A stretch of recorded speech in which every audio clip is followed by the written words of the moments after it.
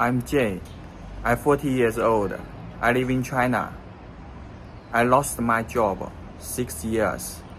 My English is poor, so I will use the AI to translate my words.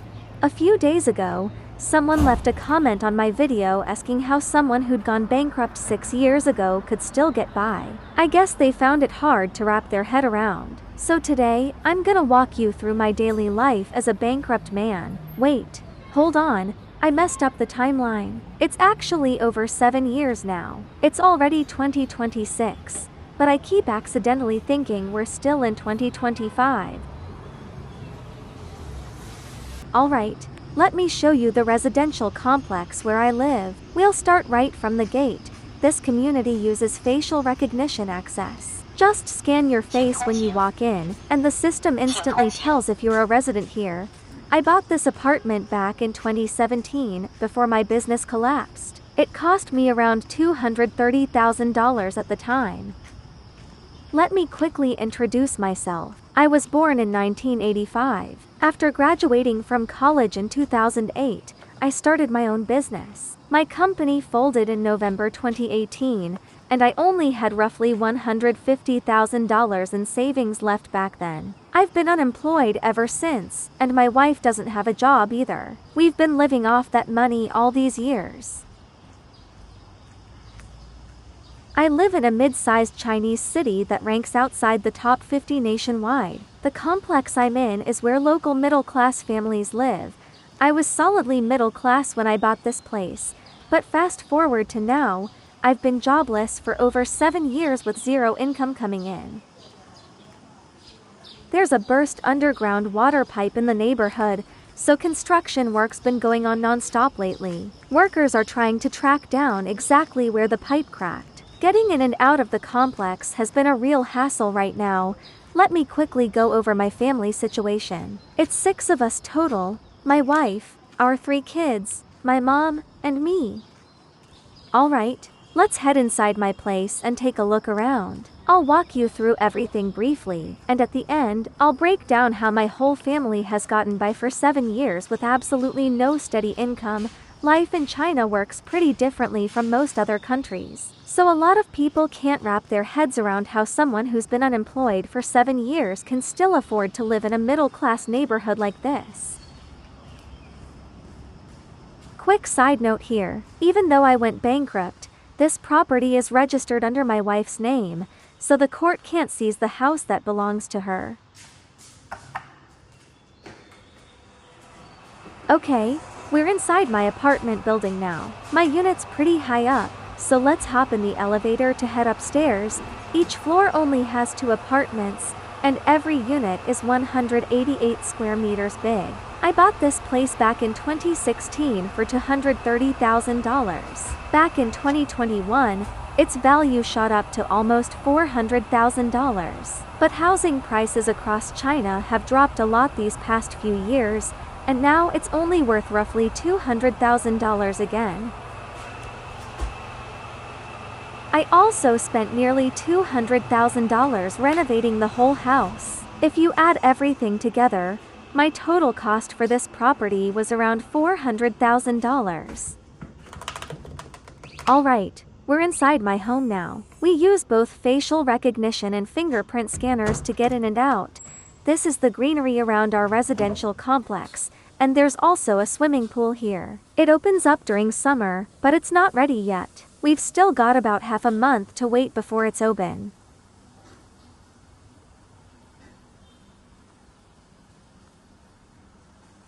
Come on, let's tour my place. My wife's cooking in the kitchen right now. It's a little past AM, so lunch will be ready soon. Let me check what we're having today. Only my wife, my second son, and I are home for lunch. We've got pan-fried fish. Don't care for fish at all, so I have no clue what kind it is. Then there's loofah plus 3 eggs, which she'll stir-fry together. We also have duck meat to cook up. That makes 3 dishes total, and rice is our staple food. Rice is the main staple in southern China, while people in northern and western China mostly eat noodles. China's such a huge country, so food habits vary wildly across different regions. This is our living room. We've got a dining table over here plus the sofa. Yeah, the sofa's a total mess. When you've got multiple kids, clutter just pops up everywhere. Most families in China only have 1 or 2 kids. Households with 3 children are pretty rare. See that? Chinese people usually hang our laundry out on the balcony to air dry. Folks in the US and most Western countries tend to use clothes dryers instead. It's a long-standing tradition for us to let clothes soak up sunlight. We believe sunlight kills all the germs on the fabrics. That's why we barely ever use dryers at home. This is the view from our balcony. That building with the big basketball court over there is a high school, one of the top public high schools in our city. Down below, there's barely any traffic on the road. A police officer blocked off the street to keep cars out. Today's the big national college entrance exam for high school seniors. If you look around, almost every household in China installs these metal security grills on their balconies and windows. When I visited Los Angeles before, I noticed nobody does that over in the US. 20 years ago, break-ins were really common here. Thieves would climb into people's homes at night to steal stuff, so putting up these grills became standard practice. Nowadays, thefts are extremely rare across China, but people still keep them installed anyway. The bigger reason these days is safety for young kids. Little ones could easily fall out of open windows or off balconies. That's why we still enclose all our windows and balconies with metal fencing.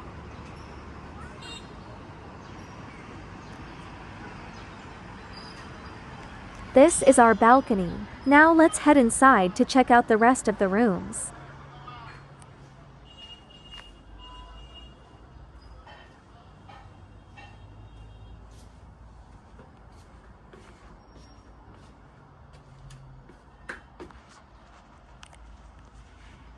This is my oldest son's bedroom. He's 13, and yeah, the room's kind of messy. There's just a bed, a desk, plus wardrobes for all his clothes. We have central air conditioning throughout the whole house, with vents built right into the ceiling. Central AC saves so much floor space, which is really handy. This is our shared bathroom. It's got a sink, a squat toilet, and a urinal for guys. We also shower right here in this space. There are metal bars on this window too, just to stop the kids from climbing up and falling out.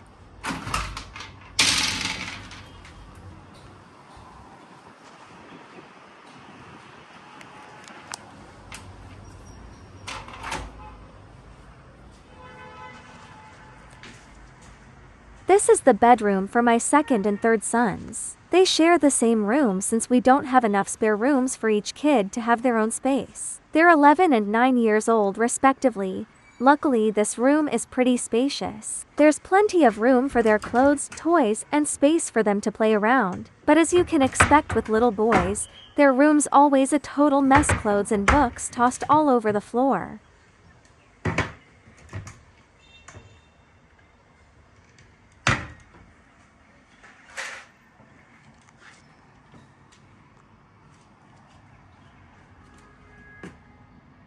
Let's take a look downstairs. Earlier, cops blocked off the road because today's the national college entrance exam for Chinese high school students. The school is right here, so they closed the whole stretch of road. They don't want cars driving by honking their horns and distracting the test takers. This road will stay closed for all 3 days of the exam.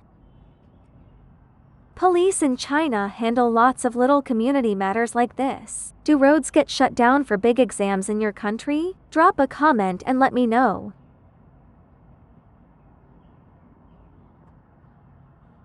That row of 5-story buildings right next to the basketball court is the key public high school we were talking about earlier.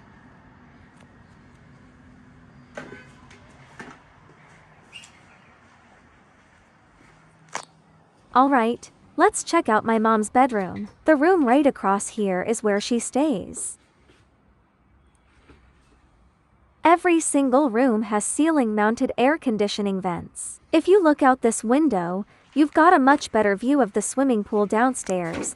It's a shallow pool, only about 1.3 meters deep, made just for kids to play in during summer. Adults aren't allowed to get in. It's supposed to open at the end of June.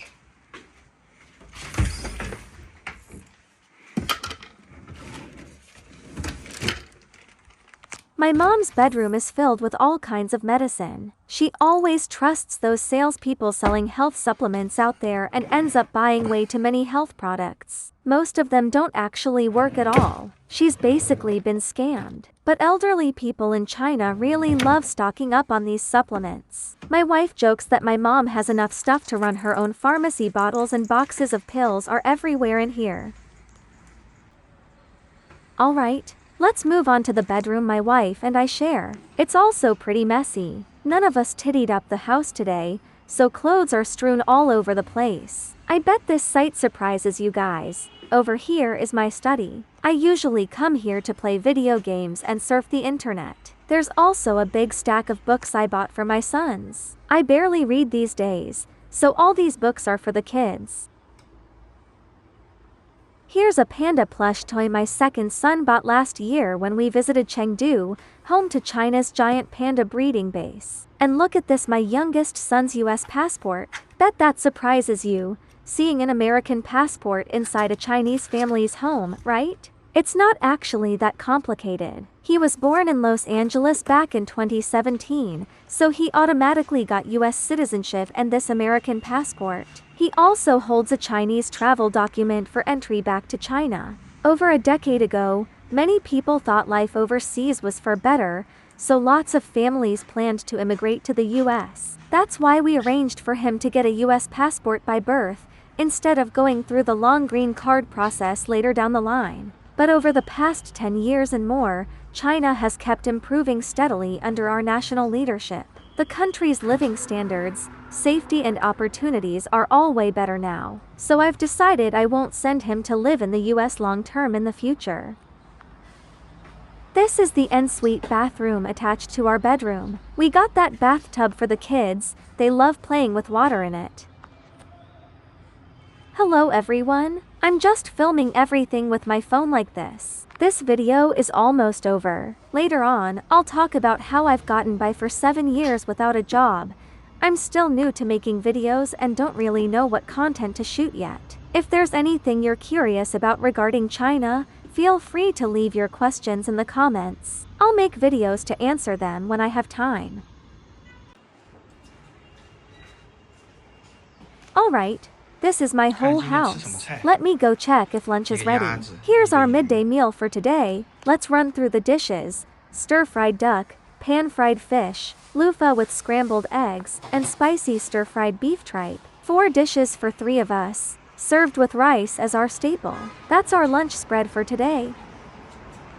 My son's really shy. As soon as he sees me filming, he runs off to hide. He's such a timid kid. Alright, to wrap up, I'll explain how our family has gotten by for 7 full years with no steady income, without ending up homeless on the streets. Let me break down our living costs in China for you. Once you buy a residential property here, you don't pay any property tax for 70 years. We only pay around $20 each month for property management fees. The property company takes care of community security and landscaping. Our combined monthly utility bills, water, electricity, phone and gas, come out to less than $100. Cooking 4 homemade dishes like our lunch today only costs under $6 if you buy groceries yourself. Medical care in China is really affordable, so healthcare expenses stay low.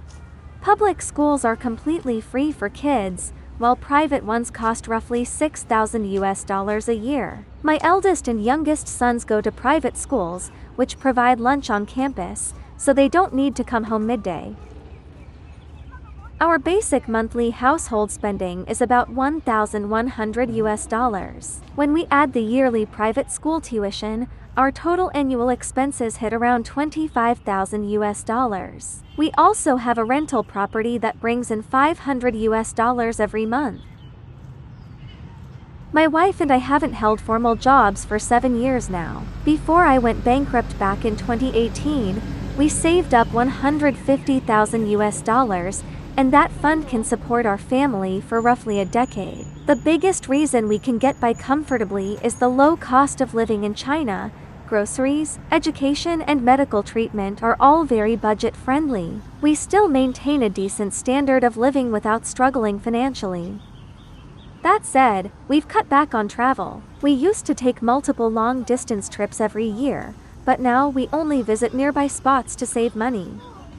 If there's anything you'd like to know more about, feel free to leave a comment down below. I'll try my best to make follow-up videos to answer all your questions. You can also tell me what kinds of videos you want to watch. Don't forget to hit the follow button. I'll upload new videos as soon as I can. See you next time.